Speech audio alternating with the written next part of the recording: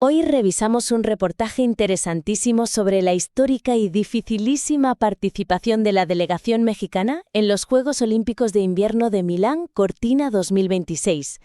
Es un curro de investigación muy potente con mucha carga emocional, así que vamos directos a ver cómo podemos exprimir todo su potencial narrativo. La cohesión narrativa entre los triunfos individuales y las políticas institucionales presenta una fractura que debilita el mensaje central de la obra. Totalmente de acuerdo. Sí, el problema principal que veo en esta primera sección es que el autor aísla completamente las proezas deportivas de la discusión sobre la política y la financiación. Ya. Como resultado de esto, el texto se lee como si hubieran cogido dos artículos distintos y los hubieran pegado con celo por la mitad. Claro, por un lado te relatan la épica del atleta en la pista. Exacto. Y por otro lado te sueltan un bloque enorme sobre la falta o presencia de infraestructura gubernamental, pero sin mezclarlos. A ver, yo entiendo por qué el autor hace esto.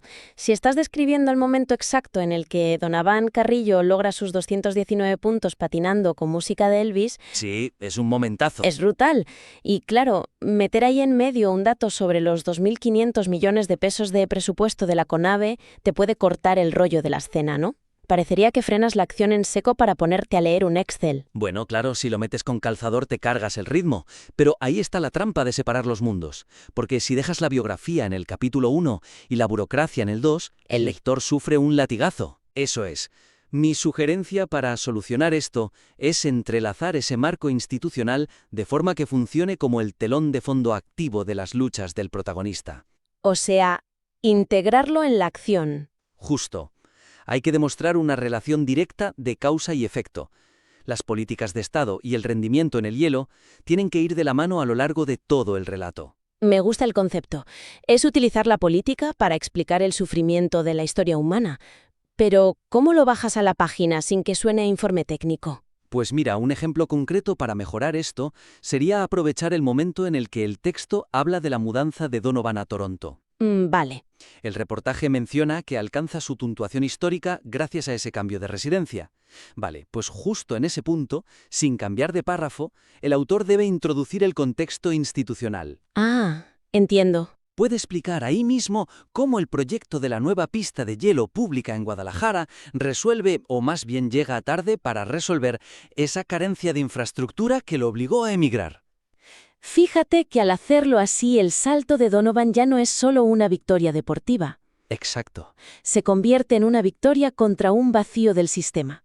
Si logras que el lector lea sobre el frío de la pista en Canadá y en la siguiente línea le hablas del dinero que se invierte ahora en Jalisco, el contraste es brutal.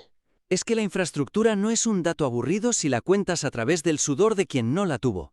Si esa pista en Guadalajara hubiera estado lista hace una década, la vida de este chaval habría sido distinta. Totalmente. Esa tensión narrativa es la que te eleva la pieza.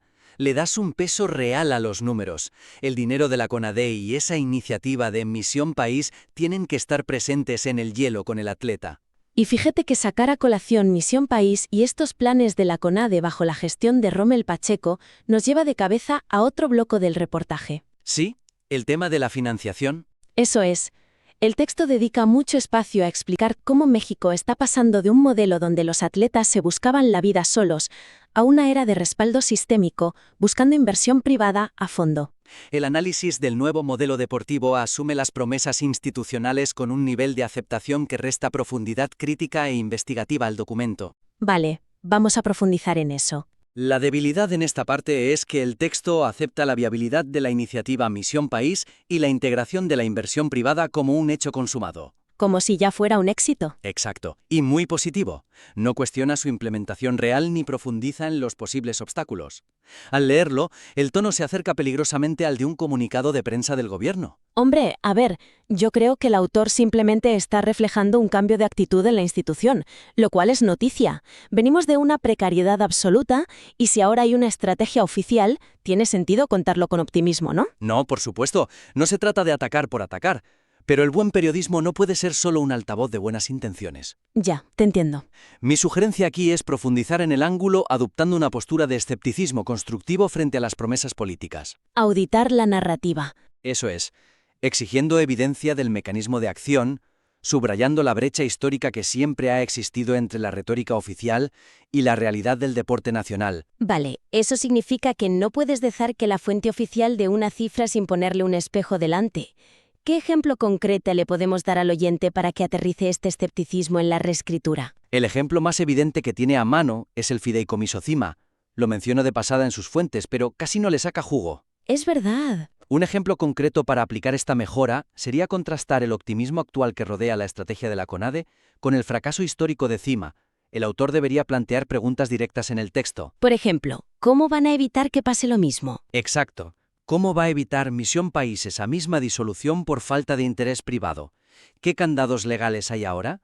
Plantear esto eleva a la pieza de un simple reportaje a un periodismo de análisis incisivo. Claro, si pones el plan nuevo frente al fantasma del plan viejo, le estás diciendo al lector que conoces la historia, que no te dejas deslumbrar por un PowerPoint bien diseñado. Totalmente. Le das una madurez increíble al texto porque pasas de ser un transcriptor a ser alguien que entiende porque conseguir inversión privada para deportes de invierno en México es casi un milagro. Y fíjate que al hacer que el nuevo plan se defienda a sí mismo frente a los errores del pasado, mantienes un tono objetivo, pero mucho más profundo. Escepticismo constructivo. No dices esto va a fracasar, sino históricamente esto ha fallado. Porque esta vez va a ser diferente, me parece genial. Enriqueces la lectura y te posicionas con autoridad. Y hablando de autoridad y de entender la realidad completa de competir sin nieve, hay una decisión en el texto que me llama mucho la atención sobre los protagonistas. Ah, sí, el reparto del Estacio. Sí, porque el reportaje promete hablar de la delegación completa, pero le dedica un volumen inmenso de palabras a Donovan Carrillo, a los séptimos juegos de Sarah Slepper y al debut de su hijo Lasse Gaxiola. Y deja fuera a los demás. Prácticamente. Los esquiadores de fondo, Alan Corona y Regina Martínez, apenas figuran en unas pocas líneas. La distribución de la atención entre los 5 miembros de la delegación adolece de un desequilibrio que margina narrativas fundamentales para sostener la tesis principal. Es un desbalance muy claro. La debilidad aquí es que, al reducir a Alan y a Regina a meras notas a pie de página, el texto socava su propia premisa de retratar a una delegación histórica. ¿Ya? Limitas muchísimo la visión del lector sobre la diversidad de los retos enfrentados. Parece que nos dejamos llevar solo por las figuras mediáticas. A ver, pongámonos en los zapatos del autor. Donovan es el primer patinador en llegar a finales, es carismático. Schlepper tiene el récord de longevidad compitiendo con 46 años. Es innegable que tienen tirón. Claro, desde el punto de vista de retener la atención, es lógico apostar tus cartas a los que ya tienen focos. El esquí de fondo es una disciplina menos seguida. Es cierto, pero estamos construyendo una tesis sobre lo que significa competir sin un entorno invernal propio. Ya, y ahí los de esquí de fondo tienen mucho que decir. Exacto. Por eso mi sugerencia es reasignar el espacio narrativo para explorar los hitos específicos y los desafíos técnicos de los atletas menos conocidos. Utilizarlos para reforzar el tema general. Eso es, no meterlos por cumplir un cupo, sino usarlos como pilares. A veces la verdad más cruda no está en el que hace piruetas perfectas, sino en el que sufre en la nieve. Vale, buscar el peso temático en la periferia. ¿Qué ejemplo concreto le damos para integrar a los esquiadores de fondo sin que parezca un añadido artificial? El ejemplo perfecto es tirar de la historia de Regina Martínez. Es la primera mexicana en competir en esquí de fondo en unos Juegos de Invierno. Eso ya merece más espacio. Desde luego. Pero la mejora concreta sería detallar la escena de su competición. Sabemos que cruza la meta en último lugar, exhausta, y recibe el reconocimiento de las medallistas nórdicas. Madre mía, es que esa imagen tiene una fuerza brutal. El autor tiene que usar esta imagen como una ilustración cruda y poderosa de la desventaja estructural que enfrentan los mexicanos. El contraste es perfecto. Claro, mientras uno acaricia la perfección técnica en una pista cerrada, ella encarna el sufrimiento de una disciplina que directamente no puedes practicar en tu país porque no hay nieve. Totalmente. Además, el esquí de fondo es un castigo físico tremendo. Si describes la falta de aire, la nieve bajo sus pies, y luego cuentas cómo las campeonas de Noruega o Suecia le aplauden. Les aplauden porque saben el mérito sobrehumano que tiene estar ahí. Les estás dando al lector una textura increíble. Demuestras tu premisa de país sin invierno a través de la resistencia de un atleta, y no solo a través del brillo de una estrella consolidada. Exacto. Es equilibrio narrativo. Los grandes reportajes usan a todos los protagonistas para pintar un fresco más grande. Al darle luz a Regina y a Alan, el texto se vuelve mucho más complejo y memorable. Bueno, le hemos dado una buena vuelta de tuerca al material. Vamos a recapitular. Tenemos un texto con gran valor informativo y emocional, pero que alcanzará su máximo potencial con 3 ajustes. Así es. Primero, lograr cohesión entre las hazañas individuales y el análisis político. Segundo, cuestionar con mayor agudeza el discurso oficial sobre la inversión. Y tercero, ofrecer cobertura equitativa a todos los integrantes. Y para resumir las acciones concretas de hoy. 1. Integra los datos del presupuesto de la CONADE dentro de las narrativas de entrenamiento de los atletas. Fundamental. 2. Contrasta activamente las nuevas promesas de Misión País con fiascos del pasado como el Fondo CIMA. Escepticismo constructivo.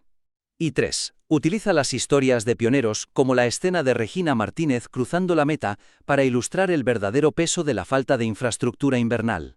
Estoy convencida de que aplicando todo esto, el salto de calidad va a ser espectacular. Te invitamos a implementar estas sugerencias y a enviar tu trabajo nuevamente para una futura revisión con nosotros. Un saludo y a seguir escribiendo.